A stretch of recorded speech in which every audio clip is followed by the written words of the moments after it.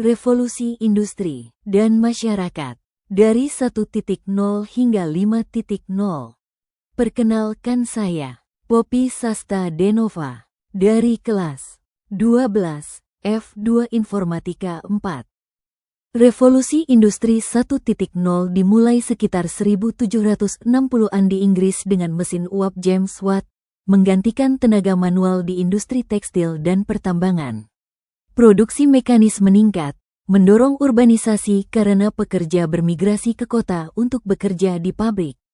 Dampaknya meliputi pertumbuhan ekonomi, namun kondisi kerja buruk dan polusi. Revolusi industri 2.0, sekitar 1870-an, ditandai dengan listrik dan lini perakitan, seperti yang diterapkan Henry Ford. Produksi massal di industri baja, kimia, dan otomotif meningkat efisiensi.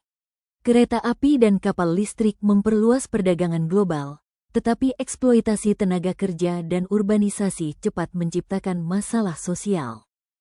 Industri 3.0, mulai 1960-an, memperkenalkan otomatisasi melalui komputer, robot industri, dan sistem informasi.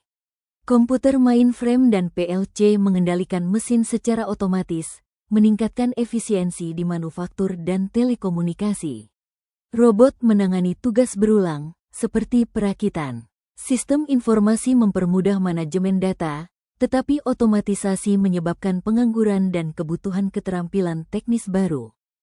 Revolusi industri 4.0 mengandalkan Internet of Things, IoT, dan jaringan internet untuk menghubungkan perangkat, mesin, dan sistem secara real-time. IoT memungkinkan sensor di pabrik atau perangkat pintar mengumpulkan dan berbagi data, mendukung otomatisasi dan pengambilan keputusan berbasis data. 70.000 SM Society 1.0. Pada Society 1.0, manusia hidup sebagai pemburu dan peramu dalam kelompok kecil yang nomaden. Masyarakat bergantung sepenuhnya pada alam untuk makanan, seperti berburu hewan dan mengumpulkan tumbuhan. Mereka menggunakan alat sederhana dari batu dan kayu, tanpa pemukiman tetap. Struktur sosialnya sederhana, berbasis suku atau kelompok keluarga, dengan fokus utama pada kelangsungan hidup. 10.000 SM Society 2.0. Society 2.0 ditandai dengan munculnya masyarakat agraris yang mulai bercocok tanam dan beternak. Manusia menetap di desa-desa, membentuk pemukiman tetap dan mengembangkan alat pertanian seperti cangkul dan bajak.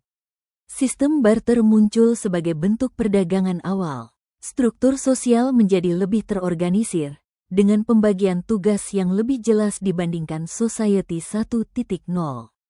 1700 M-1870 M Society 3.0. Pada Society 3.0, masyarakat beralih ke era industri dengan produksi massal yang didukung mesin uap dan listrik. Urbanisasi terjadi, di mana banyak orang pindah ke kota untuk bekerja di pabrik. Transportasi seperti kereta api dan kapal uap mempercepat konektivitas antar wilayah. Masyarakat industri ini menekankan efisiensi produksi dan perkembangan ekonomi skala besar. 1970 M Society 4.0.